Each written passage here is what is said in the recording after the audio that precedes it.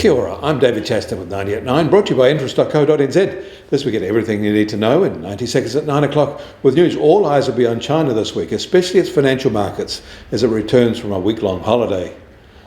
In the week ahead, there will be only second-tier data and events. The Fed's FOMC will drop the minutes of its late January meeting on Thursday. That's Thursday New Zealand time. They'll be watched for rate cut signals. And there will be a big set of preliminary PMIs for February release this week for a range of key countries. And Canada will release its CPI result for January on Wednesday, and on Wednesday is when we will get the results of the latest dairy auction. In China, financial markets return later today after the Chinese New Year break. Authorities will be ready to cover any weaknesses, and investors are likely to take advantage.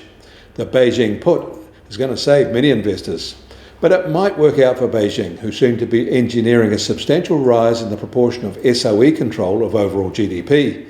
Private ownership and control of large enterprises is now not seen by Beijing as being in the country's best interests. Overnight, the People's Bank of China kept the rate for a 500 billion yuan's worth of one-year policy loans of some core state financial institutions, known as the Medium-Term Lending Facility. They kept it at 2.5%. And official data claims that this Chinese New Year activity was the best ever. Total domestic trips for the 8-day long holiday rose more than a third to 474 million, while tourism receipts grew by almost 50% to 633 billion. That's 19% more in terms of trips and 7.7% more in terms of tourism spending from the equivalent 2019 holiday period.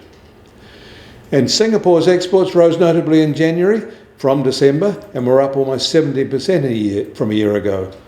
Analysts were expecting a more modest 5% rise, so that is a notable change.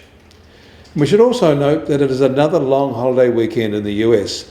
Monday in the US, or Tuesday New Zealand time, will be President's Day, and markets, both bond and equity markets, will be closed.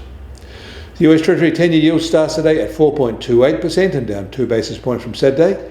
And the price of gold will start today up $3 at just on $2,013 an ounce. Oil price is still just over $78.50 a barrel in the US, while the international Brent price is softish at $82.50 a barrel. And the Kiwi dollar starts today at just on 61.2 US cents and unchanged from Saturday.